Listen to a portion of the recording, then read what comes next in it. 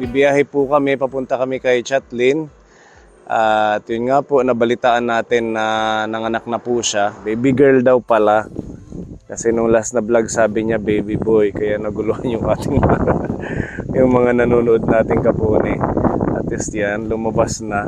At saka ano, ang sabi niya nung last vlog, June 25. Tapos inabot ng July 19 siya nanganak. So ayan mga kapone, bibisitahin natin. At bago tayo dumiretso, meron ho tayo dito pagmamahal galing kay Tita Beth. Shout out Tita Beth. Salamat sa tablet ng Tres Marias at ni Pepa. Ayan. Thank you Tita Beth sa tablet namin. Maraming salamat. Nagagamit nyo? Yung kay Mami Lee, sinong gumagamit? Minsan ako, si namin naman. Pag kagaya ngayon, nasa lakad ako, sumasama sa mission, si Nami humihiram. Pero pag uuwi, ako na gumagamit. Ha? Ako naman yung gumagamit pag uuwi. Lalo na magpapasukan, di ba? Yung mga research. Yan, yung kay Ate Ruby, nauna yung kay Ate Ruby kasi nung nandito si Tita Beth, binigay na sa kanya. Siya mismo yung nag-abot sa akin ng personal. Thank you Tita Beth sa tablet. God bless. Pambili mo daw ng Jollibee, Ate Ruby. Nalaglag, sorry. 1,000. Wow, At sa'yo, Mamili, 1,000. Thank you po, Tita Beth, sa pagmamahal po. God bless po. Ingat po palagi. salamat Tita Beth sa pag-share ng blessings. At God bless Tita Beth. Ingat po lagi sa kalusugan. Okay. Thank you po.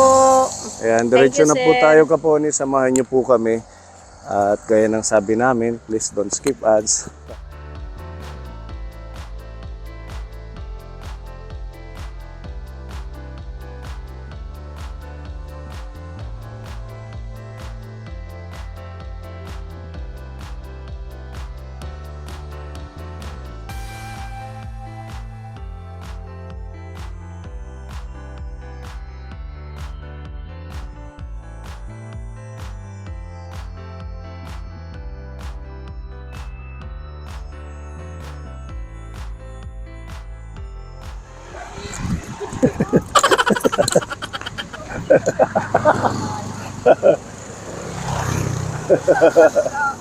Magaling Mamili, tumakbo.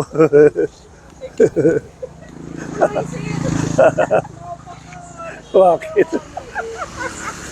Pag tatakbo ako, tatakbo din siya. Itingin ka. May aso. Hello baby. Babae na talaga yan. Opo. Baka mamaya, tawa ni tatay. Baka mamaya may putoy-toy yan. Sigurado ka, babae. Opo. Kailan ka nanganak? Noong July 19 po. Sakto, July 19. Opo. Anong oras? 5:30 po. 5:30 ng Hapon. saan ka nanganak? Pina Richard po. Sa Burot. Opo. Okay naman, normal yung pag Opo. Kasi sa bahay lang po ako nanganak. sa bahay. Opo. Pero na ano mo na to, na di ba dinadala yan sa Ano sentro para maano ng newborn screening? Hindi ko pa po na po newborn screening kasi baka po may bayad. May bayad ba ang newborn screening? Wala naman, di ba? Wala po pag nandun ka mga Pag sa hospital. pag doon ka mga anak. Pag, Wala po bayad. Kasi bago kayo lumabas, newborn screening po muna. bakit hindi ka dumiretso ng hospital? Hindi ko na po kasi kaya kasi lalabas na po siya. Wala pa din po yung ambulance. Si Richard po yung paanak sa akin. Ha? Nga po, saka yung nanay niya. Pero na ano na yan, na, di ba may nilalagay ka agad na, ano ba yan, yung antibodies, yung gamot, gano'n? Hindi pa po. Kasi wala pa. Wala po. Antibody sir, dito yan sa nipple ng nanay, yung Mm. parang mga Sa nipple. itim-itim. Oo. Kasi pinadididit lang yan. Pinapadidi mo yan. Opo. Yung ano po, gatas niya, pang ano lang po, pang alalay lang po. Kasi di po siya nabubusog pag naubos na yung gatas ko sa didi ko. Pero nagbe-breastfeed ka. Opo. Dapat full breast breastfeeding ka, hindi pwede yung formula. Opo. Kasi pag once inalalayan mo yan ng formula, mai-stop, mababago yung panlasa niya. Minsan lang po siya mag-ano po, ng gatas na Huwag mong sanayin. Opo. Mas Oo. maganda, Ate Chatlin, hanggang 6 months pure na gatas mo. Opo, ngayon dito na po siya sa kasi naubos na po yung yung binili, yung bagong panak pa lang po siya, naubos na po yung gatas na binili po. Di ba may yan? Meron Kasi tabletas na pampagatas. Tapos aalalayan mo ng malunggay. Ang cute-cute niya kapone, oh. Matangos ang ilong. Pero usog. So baby girl, tapos ang pangalan niya ganun pa din. Opo, Dixie Rose. Ha? Dixie Rose. Kung lalaki Rose. lang, Dave po. Dave. Opo. Nag-iba yung mukha ni Chatlin, oh. Parang nagmanas, ganyan ba talaga yan? Lagi pong puyat. Hindi ka nahirapan sa pag-aanak. Hindi po. Sawa ng Diyos. Safe naman. Opo. Alam ko magpupunta ka sa hospital para Opo, ma-register yung sana baby. ngayon nga po pupunta po sana kami doon kasi papacheck up, papaturukan po sana ng bakuna. BCG. Opo. Ano yun? BCG. Baka po ka, Ang una, tinuturok sa mga baby. Bagong panganak BCG. Dapat pa anuhan mo yung BCG. opo. Kaso ata wala po ngayon kasi Sabado ata. Friday ngayon. Ewan ko po, wala po ata kasi hindi pa po nagsabi sa akin yung midwife, yung BHW. Kasi ngayon, sir, yung nila, bawal na talaga mga anak sa bahay. Yun nga, di ba? Pag sa bahay ka ng anak, marami kang magiging problema. Kagaya Kagaya ng- ng life birth. Gusto pa niya ipa-new birth training. Mahal yung bayad mo. Tapos yung mga yung pang-inject.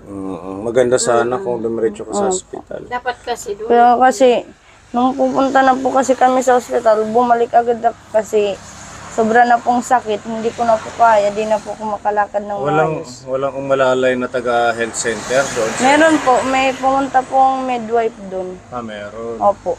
Pagdating po ng midwife, lumabas na po yung baby. Mag-ano lang siya ng mga gulay, di ba? Kung Yung pagatas. Tanglad. Tanglad, napagatas ang tanglad. Ginawa po ni Richard para magkagatas. Pinainom po ako ng nilagang gamot ng langka. Gamot. Pwede ba yun lang ka? Opo. Eh, Sobrang dami pong gatas na lumabas po sa akin. Ano? Opo. Andun po si Richard. Uy, Asa na si Kuya? Kuya, halika dito, magpakita ka sa amin. Yan, di ba? Congrats sa baby nyo. Blessing ni Lord yan. Dapat iniingatan at palakihin nyo ng maayos. At saka magdoble sikap ka, Kuya Richard. Umpisa pa lang yan, pag lumaki yan, madaming needs. Mga damit, pagkain niya, gatas, vitamins. opo. Bibilhan mo yan ng vitamins bukod sa breastfeeding. Opo. Kasi kailangan yun. Kailangan kasi.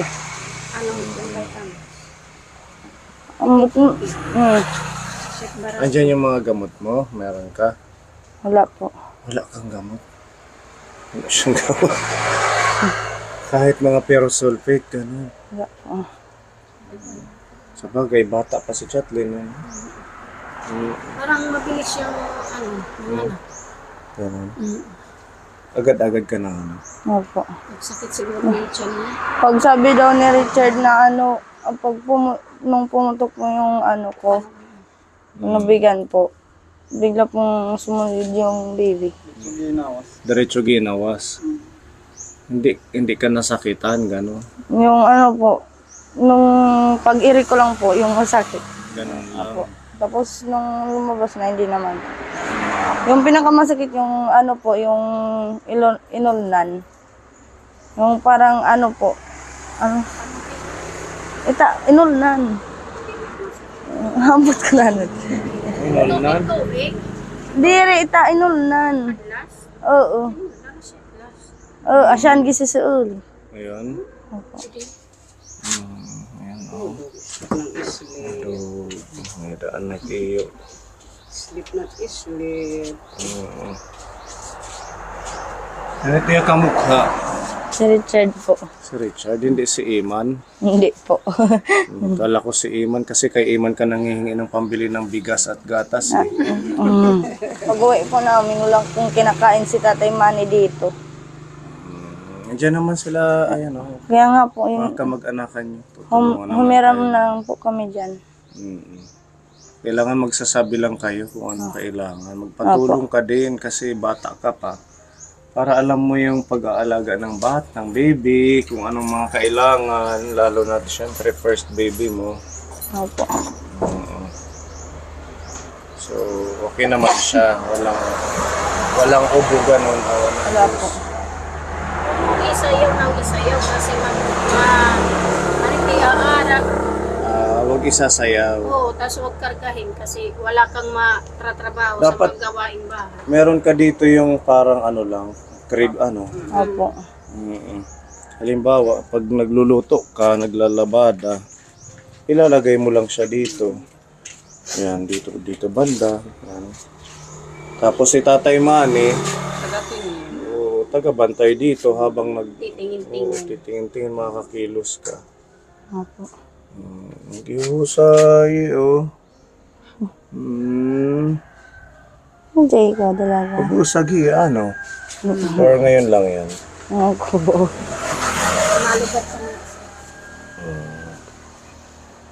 Sundin mo yung ano ng sentro, magpunta ka. Tanong mo kung bawat anong buwan yung pagpapabakuna. Kasi hindi lang isang buwan yan. Hanggang pag 1 year old siya. Opo. Meron yan mga ini-inject na libre. Yung sa polio. Tapos yung sa madaming klase. Hindi ko lang alam kung ano mga pangalan. Tigdas. Tapos basta BCG. Yung mga ganyan. Para ano siya. Oo, importante yung chatlin kasi pag once maliit pa na kompleto sila ng bakuna, paglaki nila wala silang mga sakit. O ngayon pa lang baby sila, ano yung ka na kumpletuhin mo yung mga kailangan nilang antibody. Pero hiya mauraw. Hindi siya iyakin. Ano po, siya lang po siya umiiyak pag gutom na po siya, tapos magpapalit ng diaper. Tsaka ikaw, bago siyang panganak, kailangan hindi ito maligo muna, no? Pwede na? Nakailang days na ba? 19, 26 na ngayon. Pwede na. Ano po. Pangalawang ligo na po sana. Anong pakiramdam na meron ka ng baby? Masaya po. Nagkakatanggal po ng pagod. Pag nakikita mo na ganyan. Lalo na yan kung may bigay mo yung mga needs niya. Opo. Yan yung tawag doon, mamili. Yung fulfillment ng babae. Pag nagkaroon ng anak, ng pamilya.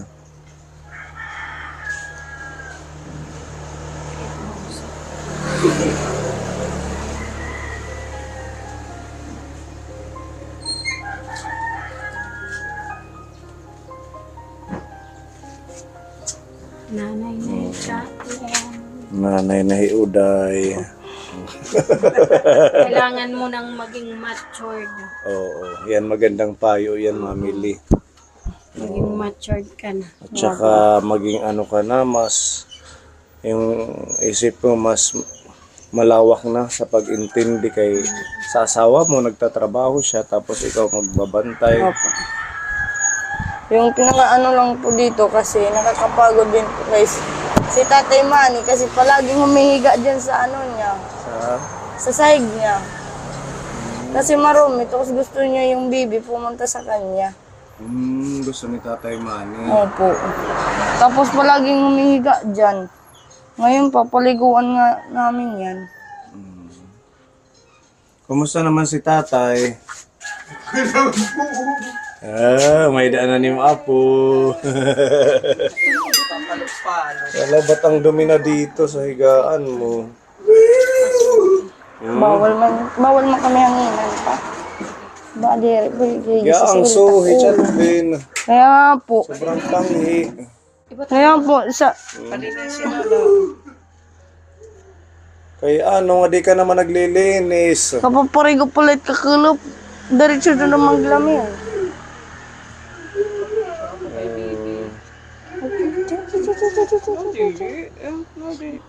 Picture daw ikaw dalaga.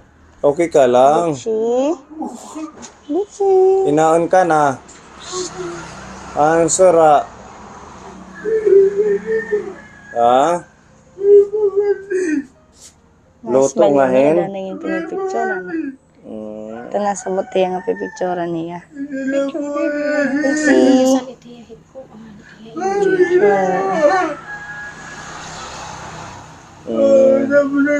Dapat masaya ka na, nandito na yung apo mo. Babantayan mo habang luluto o naglilinis si Chatlin.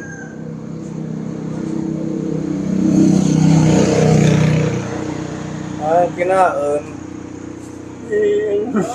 Luto la.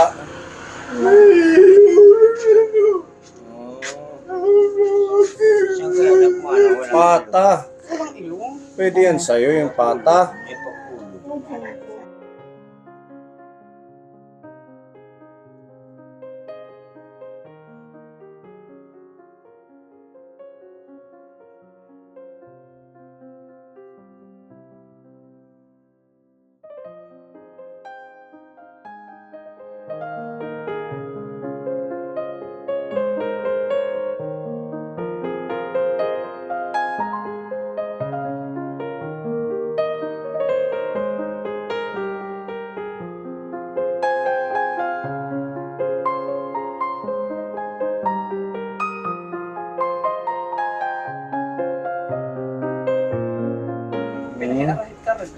Nadire malolo. Iyak na siya, oh. Ay, sunod nga pagbalik na masaring ka, di na napabutang, iinumuraw. Nadire May lugay. asya eh. Wala na dito yung higaan nyo. Wala po, andito nga po kami nakahiga. Saan kayo nakahiga? Dito po. Ah, ito dito. Opo. Nilipat nyo pala. Opo.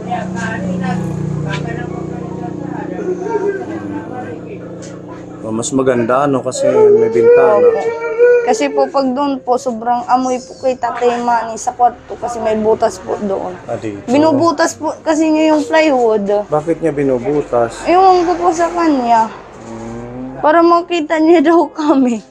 Kasi natakot ata nung ano. Natatakot kasi siya.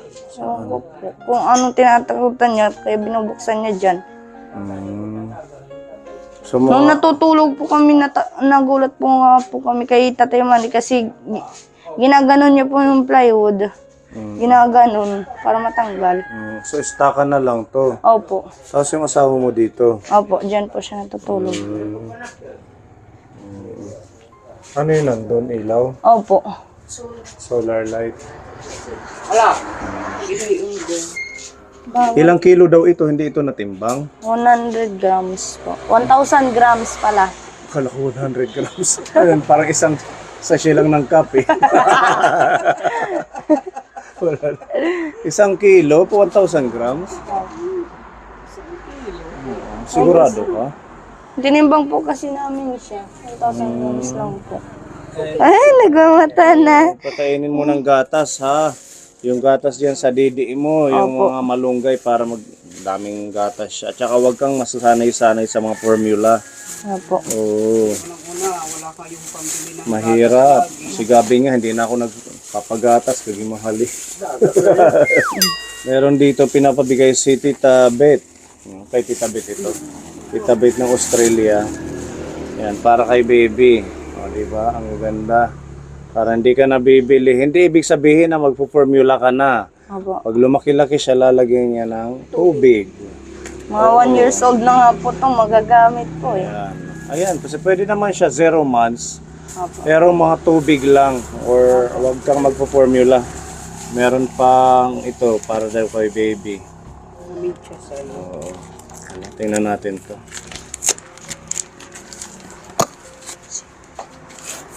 Ayan. Oh. Damit. Oh. Diba? Kailangan laging malinis para hindi mga ngati si baby mo. Ayan. Pwede na yan sa kanya pag mga sunod na buwan. Opo. Tapos may isang ganito pa. Tingnan natin ito. Sando. Wow, sakto. Magagamit niya to. Opo. Oo. Ayan. Pwede Pwedeng pambabae, pang lalaki. Yan, madami ito, Chatlin. Itong piraso para kay baby. Ayan. Okay, yan. Anong message kay Tita Beth dito sa mga bigay kay baby? Maraming salamat po, Tita Beth, sa binigay niyo pong gamit kay baby. Maraming salamat po. God bless po. Ayan, thank you, Tita Beth. At ito, pinapabigay din ni Tita Beth, pambili mo ng kailangan niya or pagkain mo din para makahigop siya ng sabaw. Opo. Maraming salamat po, Tita Beth, sa binigay niyo pong gamit at saka bili po ng gamit ni baby. Maraming salamat po. Tapos ito naman, halagang 2,000 na groceries galing kay Tita Jean ng Hong Kong. Yan, meron tayong mga pang-snack, mga biscuits. Meron dito sabon, pang-laba, tapos pang-ligo. At ito para may ulam kayo, lagyan mo lang to ng malunggay. Pwede na ba siya sa manok? Bawal po. Bawal pa, no? Kay Tatay Manny na lang. Yan, at meron mga biskuit. Tapos yan, may gatas, may mga sibuyas, bawang, dilatam. Tapos asin, corn beef, tuyo, suka. Ayan, madami po ito. Magtitimpla ka ng gatas para may energy, malakas ka. Kailangan ng energy ng mga bagong panganak. At syempre yung ating bigas, yan, 10 kilong bigas. Kasama po yan sa pagmamahal ni Tita Jean ng Hong Kong para sa inyo, ni Tatay Manny. Maraming salamat po, Tita G, sa binigay niyo pong groceries po sa amin. Maraming salamat po. Malaking tulong na po ito. Maraming salamat po. Tsaka wag mong sanayin sa mga ganon-ganon, di ba? Opo. Para makatrabaho ka ng makakilos ibang ka. gawain sa bahay. Nagda-diaper yan ngayon. Opo. Kasi nangangati po siya sa lamping. At tingin nga ng kanyang katawan kung mahaba siya. Mahaba po yung paa niya. Ito po. Nakaano lang po, nakaganito lang po yung paa niya.